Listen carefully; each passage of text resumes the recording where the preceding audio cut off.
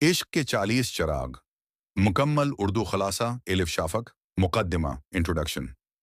इश्क के 40 चराग एक ऐसी रूहानी और अदबी तख्लीक है जो दो जमानों की दो अलग दुनियाओं को एक धागे में बांधकर इंसान के दिल, उसकी रूह और खुदा से उसके ताल्लुक को बेनकाब करती है।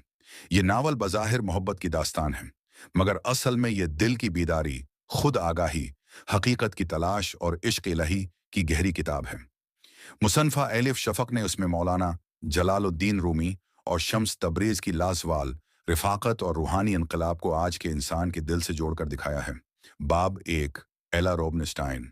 एक जीती जागती मगर खाली जिंदगी। एला एक आम मगर अंदर से बिखरी हुई औरत है।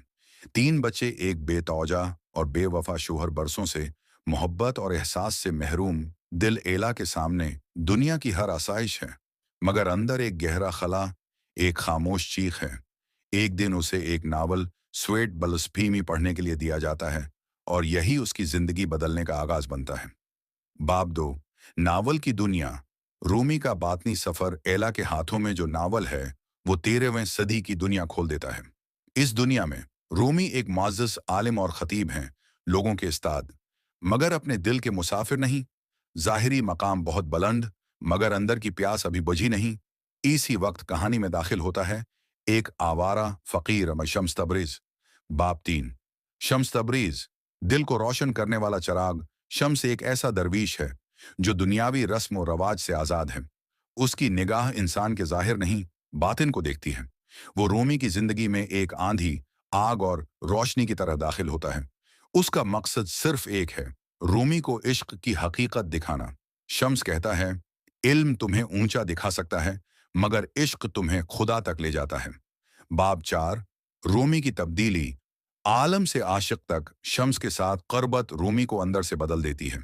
उनका इल्म नूर बन जाता है, उनकी सोच में ताजगी और दिल में आग पैदा होती है। दुनिया का डर, लोगों की राय और मकाम सब पीछे रह जाता है, मगर ये तब्दीली लोगों को बर्दाश्त नहीं होती।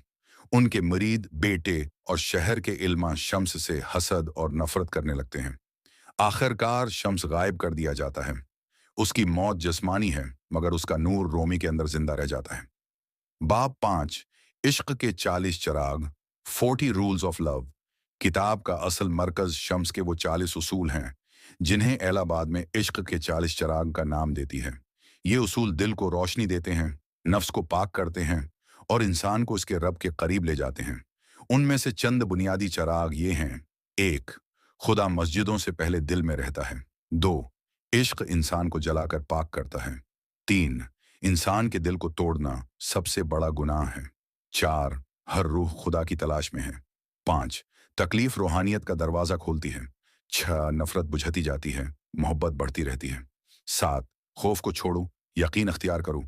ये 40 चराग रूमी, शम्स और एला तीनों के अंदर एक नए सफर को जगाते हैं। बाब छह। एला की बीदारी। दिल की आंख खुलती है। एला नावल पढ़ते हुए खुद भी बदलने लगती है। वो अपने जज्बात को पहचानती है, अपने दिल की आवाज सुनने लगती है और नावल के मुसन्नफ अजीज जहरा से राब्ता करती है। उन दोनों का ताल्लुक जाहिरी नहीं, ये दिलों का ताल्लुक है। रूह के अंदर की खिड़कियां खुलने लगती हैं। एला खौफ से आजाद होकर पहली बार अपनी असल सच्चाई को गले लगाती है। बाब सात। रूमी का दर्द और मसनवी का जन्म। शम्स के जदा होने से रूमी टूट जाते हैं, मगर यही टूटना उन्हें मुकम्मल करता है। इस दर्द से जन्म लेता है इश्क का समंदर, मारिफत का रंग, शायरी की आग और वो लाफानी मसनवी जो सदियों के दिल रोशन करती आई है। नतीजा, कंक्लूजन। इश्क के 40 चराग हमें एक अजीम पैगाम देती है। मोहब्बत खुद खुदा तक पहुंचने का सबसे रोशन रास्ता है। दिल की सफाई हर इबादत की बुनियाद है। रूहानी सफर तकलीफ से शुरू होता है, मगर सुकून पर खत्म होता है। गम इंसान को कमजोर नहीं करता, उसे पाक करता है।